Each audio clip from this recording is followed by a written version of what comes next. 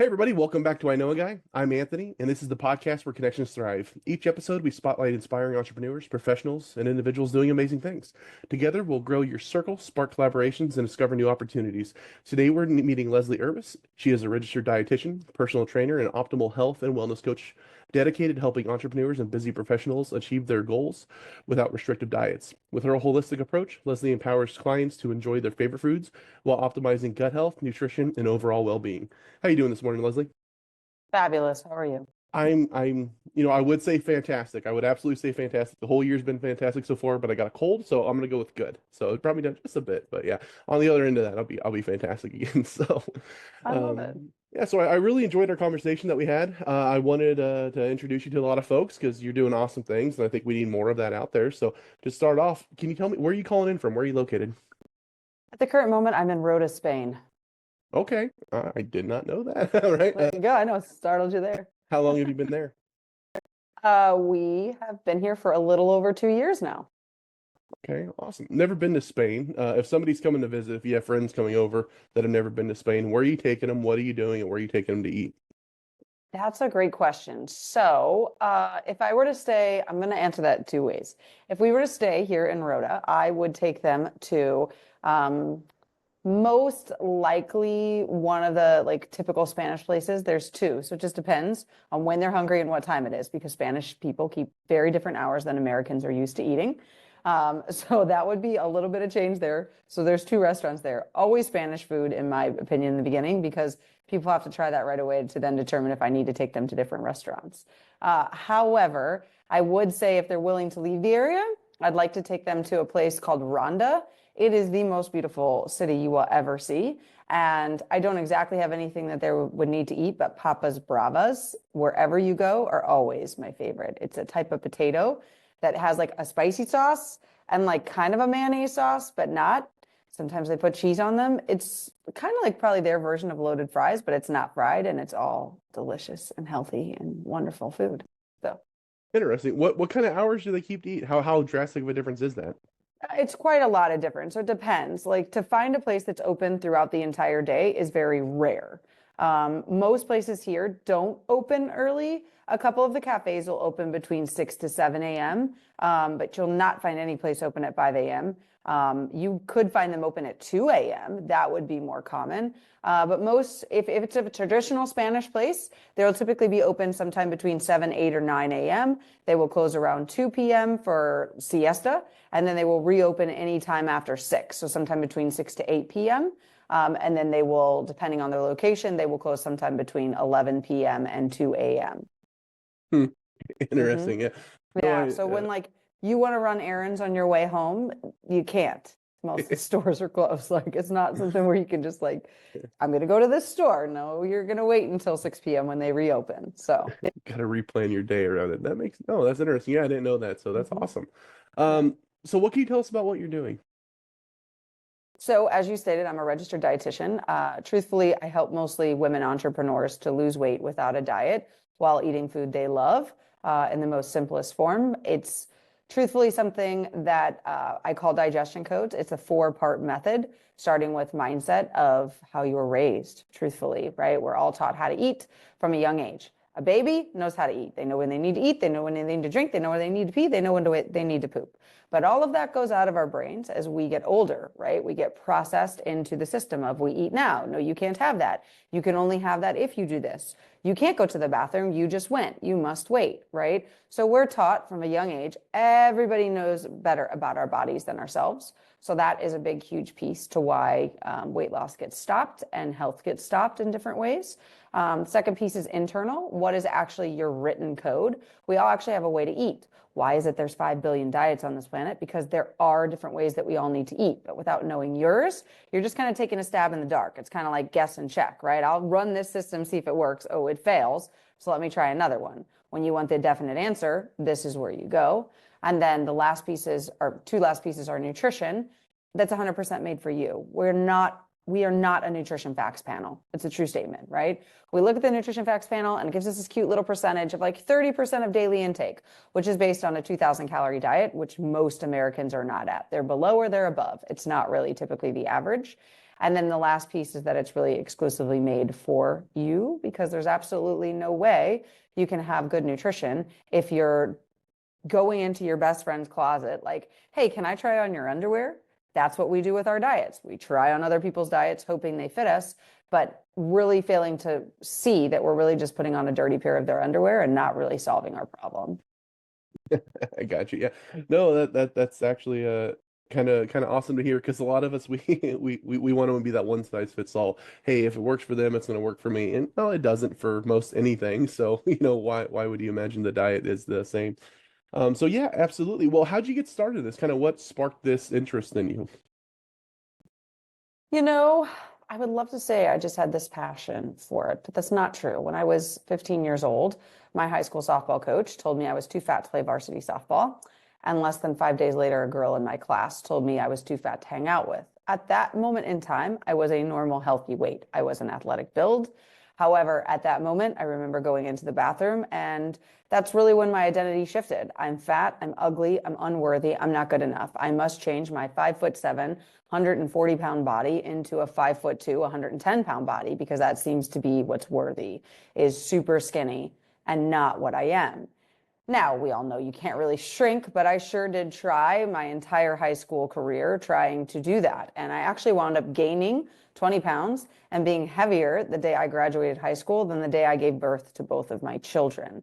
So it didn't work. So when I learned that there was a degree called dietetics that would literally give me the keys to the kingdom, I decided I was going to go be a dietitian. And I'd love to say it stopped from there, but most of the time, if you meet a dietitian, the thing we always say is, did disordered eating cause you to be a dietitian, or is being a dietitian causing you now to have disordered eating? Because we learn so much. And when I entered college, I decided that I couldn't be 20 pounds overweight, or I would not be a very good dietitian. So I did the next thing most women do, which is try an eating disorder. And I actually stopped eating pretty much for 6 weeks until I was called out by my mother, and I wasn't going to admit to it. So I completely ignored it and did what everybody else did for many years. Yo-yo dieted, try this, try that, do this, do that, right?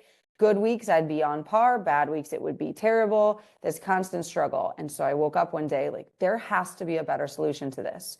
So using that technique and personal training and a lot of other personal development ways, I devised what I call digestion codes, because truthfully, there is no one size fits all. And if I would have known that at 15 years old, I probably wouldn't be sitting here. But that's truthfully how the journey began.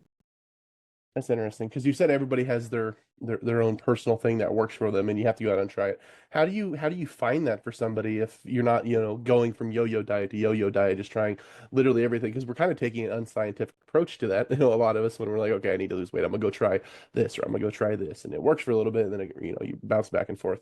How do you try and hone in on that, in a more scientific or actually sustainable way? Good question. So digestion codes are all backed by science, but not numbers. Okay. I am a woman. I like numbers. Okay. I was a very good type A person, but when it comes to dieting, type A never worked for me. The more meticulous the numbers, the more counting, the more measuring, the more labs, the more things like that, the less I did good. Because if I was even a point off, I was obsessed. The obsession would then cause me to have issues, which is a lot of women, right? Oh, my hormones are whacked, so now I just know this is going to happen. I just know I'm going to gain weight. When it's not true, we can defy all of those odds with our brain, right? So the way I do it personally is, one, we have to discover what patterns you're holding on to from childhood, right? Do you have to clean your plate? Do you have to do this? Do you have to do that, right? Okay. Then we need to get to the internal code. Here, there's quite a few things, right? We can learn from the patterns as a child. You remember things, right? I remember when my mom made this version of Spanish rice and I refused to eat it. She told me I had to stay at the table till I did. I slept at that table until 10 p.m. when my mom was like, just go to your room. And she never made me try to eat it again. It was glorious. Like, it worked on my benefit, but other people, their parent would continue to give it to them until they ate it, right? So what are we working with there? Where does the internal system lie?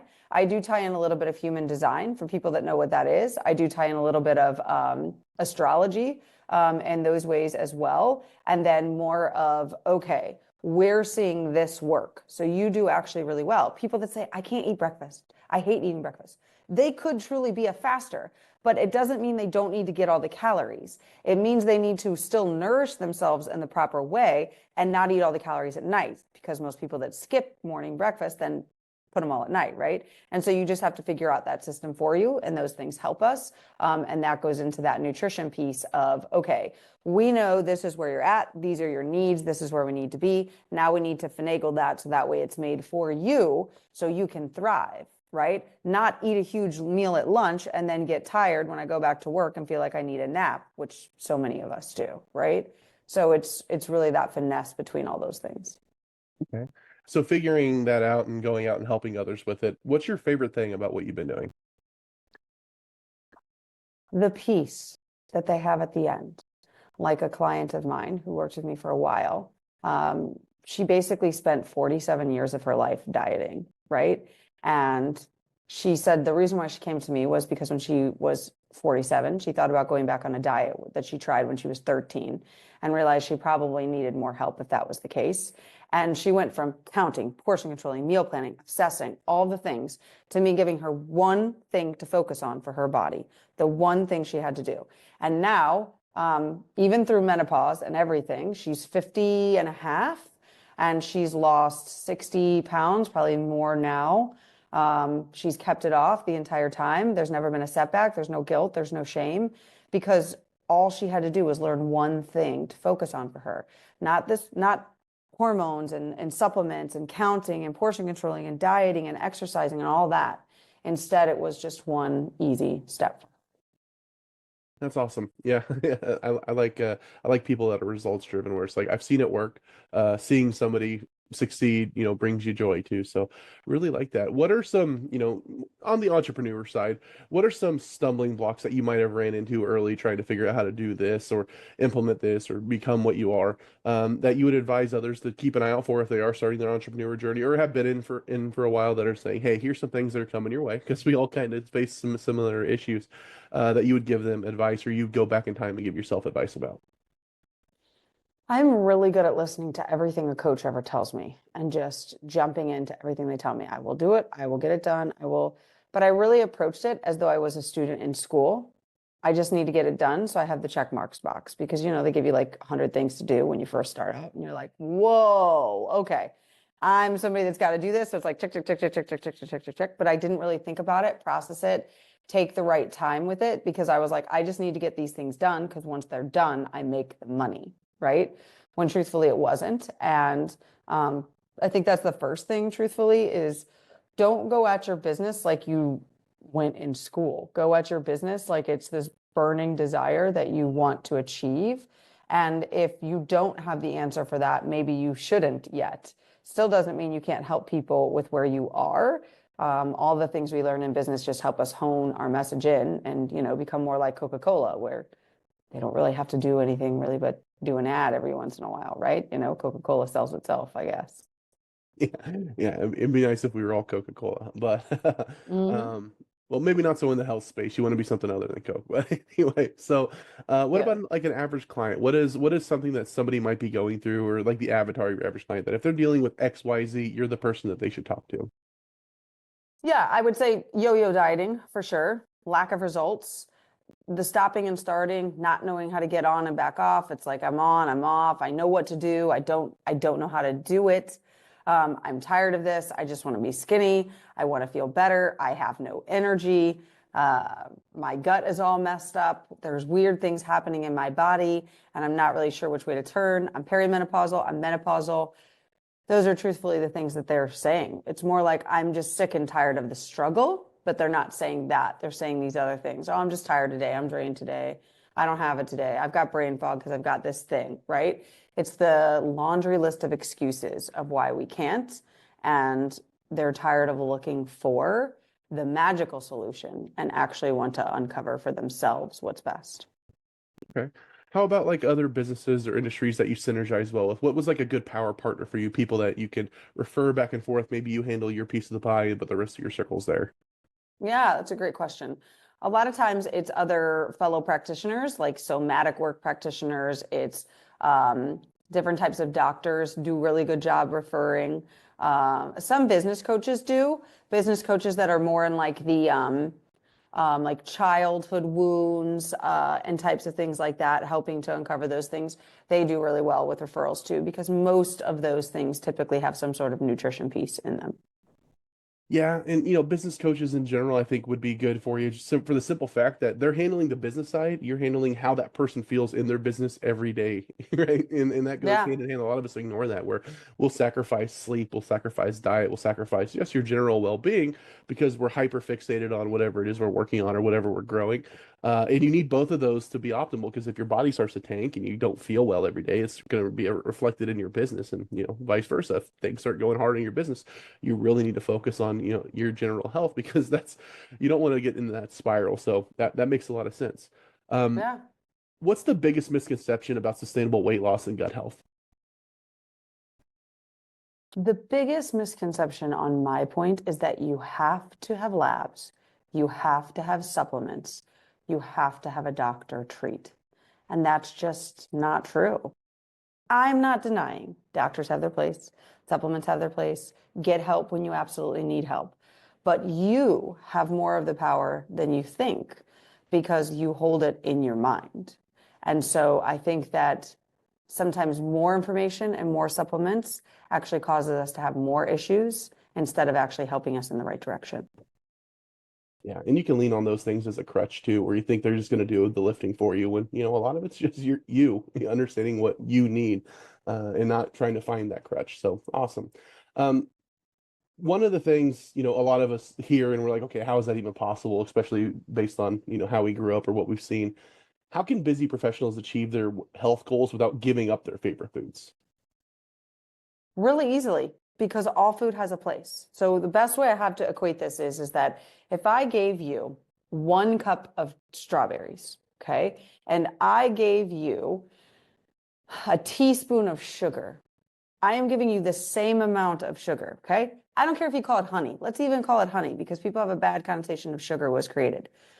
Everybody will automatically assume the strawberries are better for them. But the truth is, to your body, it doesn't see a difference. It sees, here's 15 grams of sugar. Here is 15 grams of sugar. They're the same.